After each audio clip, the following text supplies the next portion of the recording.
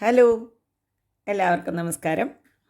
ഇന്നൊരു ബിരിയാണിയുടെ റെസിപ്പിയാണ്. ഇത് വെറും ഒരു ബിരിയാണി അല്ല, ഇതൊരു വെറൈറ്റി ആയിട്ടുള്ള എന്നാൽ 5 മിനിറ്റ് കൊണ്ട് തയ്യാറാക്കാൻ പറ്റിയ ഒരു അടിപൊളി ഓട്സ് കൊണ്ടൊരു ബിരിയാണിയാണ് ഇന്ന്. അപ്പോൾ അതിനായിട്ടൊരു പാൻ വെച്ചിട്ടുണ്ട്. ബിരിയാണി ഉണ്ടാക്കാനായിട്ടൊരു പാത്രം വയ്ക്കുക. പാത്രത്തിലേക്ക് 1 ടീസ്പൂണോളം നെയ്യാണ് ഒഴിച്ചു കൊടുത്തിരിക്കുന്നത്. ഞാൻ വളരെ കുറച്ച് നെയ്യിലാണ് ഉണ്ടാക്കുന്നത്. നിങ്ങൾക്ക് കൂടുതൽ നെയ്യ് വേണമെങ്കിൽ ഉപയോഗിക്കാം. അപ്പോൾ നെയ്യ് ഒന്ന് ചൂടായി വരുമ്പോൾ ഒരു 1/2 ടീസ്പൂണോളം നല്ല ജീരകമാണ് ഇട്ട് കൊടുക്കുന്നത്. ജീരകം നന്നായി പൊട്ടി വരട്ടെ. പൊട്ടി വരുമ്പോൾ നമുക്കൊരു 1/4 കപ്പോളം ഒനിയൻ ഇട്ട് കൊടുക്കാം. ഇത് ഞാൻ ചെറിയ ക്വാണ്ടിറ്റിയിലാണ് ഉണ്ടാക്കുന്നത്. ഇതൊരു വെയിറ്റ് ലോസ് റെസിപ്പിയും കൂടിയാണ് കേട്ടോ. അപ്പോൾ അതിൻ്റെ കൂടെ ഒരു 2 പച്ചമുളകും കൂടി ഇട്ട് കൊടുത്തിട്ടുണ്ട്. എന്നിട്ട് ഇത് നന്നായി ഒന്ന് സോട്ട് ചെയ്യുക. അപ്പോൾ ഓട്സ് ഒന്നും വെറുതെ കഴിക്കാൻ ഇഷ്ടമില്ലാത്തവർ ഇങ്ങനെയൊക്കെ ട്രൈ ചെയ്ത് നോക്കൂ. ഇനി ഒരു 1/2 ടീസ്പൂണോളം ഇഞ്ചിയും വെളുത്തുള്ളിയും കൂടി ചതച്ചതിട്ട് കൊടുത്തിട്ടുണ്ട്. കുറച്ച് ഉപ്പിട്ടിട്ട് നന്നായി നമുക്കിതിനെ ഒന്ന് സോട്ട് ചെയ്തെടുക്കാം. പച്ചമണം മാറുന്ന വരെ നമുക്കിതിനെ ഒന്ന് വഴറ്റിയെടുക്കാം.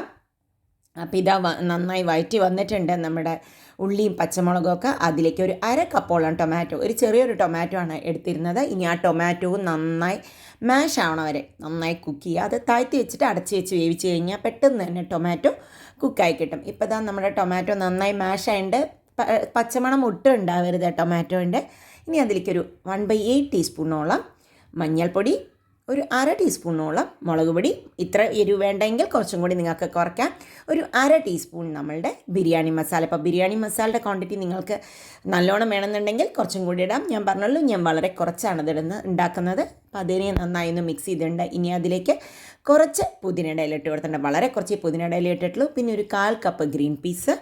ഇതിൽ വെജിറ്റബിളാണ് കൂടുതൽ കേട്ടോ. അതേമാതിരി 1/4 കപ്പ് നമ്മുടെ കോളിഫ്ലവറും 1/4 കപ്പ് കോണും ഒക്കെ ഇട്ടുണ്ട്. ഇതൊരു വെയിറ്റ് ലോസ് റെസിപ്പിയാണെന്ന് പറഞ്ഞല്ലോ, അതുകൊണ്ട് തന്നെ എല്ലാ വെജിറ്റബിളും ഇതിലിട്ടുണ്ട്. പൊട്ടറ്റോ ഒഴികെ എല്ലാ വെജിറ്റബിളും ഇതിലിട്ടിട്ടുണ്ട്. അതേപോലെ തന്നെ 1/4 കപ്പ് ബീൻസും 1/4 കപ്പ് ക്യാരറ്റ് ഞാൻ വലിയ ഗ്രേറ്ററിലിട്ടിട്ട് ഗ്രേറ്റ് ചെയ്തതാണ്. 1/4 കപ്പോളം നമ്മുടെ ഗ്രീൻ ക്യാപ്സിക്കം കൂടി ഇട്ട് കൊടുത്തിട്ടുണ്ട്. കുറച്ചും കൂടി ഉപ്പിട്ട് കൊടുത്തതിന് ശേഷം നന്നായി ഇതിനെ ഒന്ന് മിക്സ് ചെയ്യുക. നല്ലോണം മല്ലിടയിലയും കൂടി ഇട്ടിട്ടുണ്ട്. അപ്പോൾ മല്ലിടയിലെ ഫ്ലേവറും നന്നായി ഇരുന്നോട്ടെ. അപ്പോൾ അതിനെ ഒന്ന് നന്നായി മിക്സ് ചെയ്തിട്ടുണ്ട്.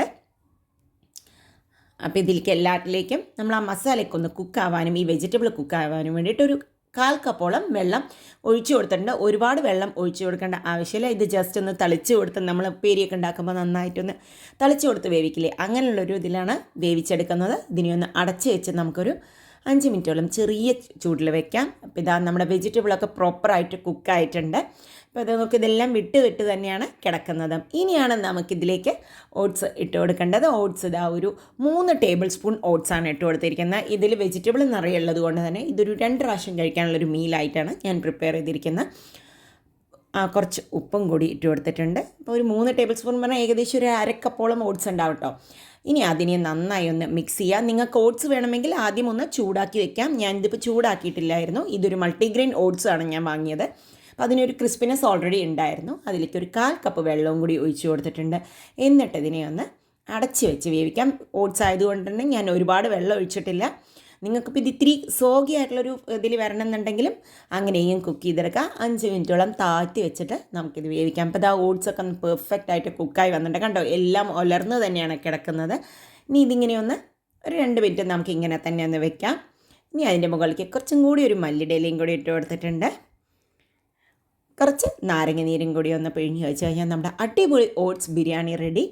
ഇത് നല്ല സൂപ്പർ ടേസ്റ്റിയാണ്. ഫില്ലിങ്ങും ആയിട്ടിരിക്കും. നമുക്ക് ഒരു ലഞ്ചിനോ അല്ലെങ്കിൽ ഡിന്നറായിട്ടോ ഒക്കെ നിങ്ങൾക്ക് കഴിക്കാൻ പറ്റിയ ഒരു ഐറ്റം തന്നെയാണ്. അപ്പോൾ ഇതാ ഇനി ഇതിനെ സെർവ് ചെയ്യാനുള്ള ഒരു ബൗളിലേക്ക് എടുത്ത് നോക്കുന്നുണ്ട്. കണ്ടോ, ഇതെല്ലാം ഒട്ടിപ്പിടിക്കാതെ നന്നായിട്ട് തന്നെയാണ് കിടക്കുന്നത്. എല്ലാ വെജിറ്റബിളും പ്രോപ്പറായി കുക്കായിട്ടുമുണ്ട്. നല്ല സൂപ്പർ ടേസ്റ്റും ആയിരുന്നു. നിങ്ങൾക്കപ്പോൾ ഇതിൽ ബിരിയാണി മസാല കുറച്ചും കൂടി വേണമെന്നുണ്ടെങ്കിൽ നിങ്ങൾക്ക് അതിനനുസരിച്ച് ബിരിയാണി മസാലയുടെ ക്വാണ്ടിറ്റിയും കൂട്ടാം. ഇതിൽ മല്ലിയുടെയും ബാക്കി എല്ലാറ്റിനെയും കൂടിയുള്ളൊരു മണമാണ് എനിക്ക് നല്ല ഇഷ്ടമായത്. അപ്പോൾ ഇത് കഴിച്ച് നോക്കൂ, ഉണ്ടാക്കി നോക്കൂ, കഴിച്ച് നോക്കൂ. എല്ലാവർക്കും വീഡിയോ ഇഷ്ടപ്പെട്ടുവെങ്കിൽ ഒന്ന് ഫ്രണ്ട്സുമായിട്ടൊക്കെ ഒന്ന് ഷെയർ ചെയ്ത് സപ്പോർട്ട് ചെയ്യുമല്ലോ. ഇന്ന് തീർച്ചയായും വെറൈറ്റി ആയിട്ടുള്ള ഒരു ബിരിയാണി തന്നെയാണ് ഉണ്ടാവുമെന്ന് ഞാൻ വിചാരിക്കുന്നു. വീണ്ടും അടുത്ത വീഡിയോയുമായി വരാം. ബൈ. Thank you.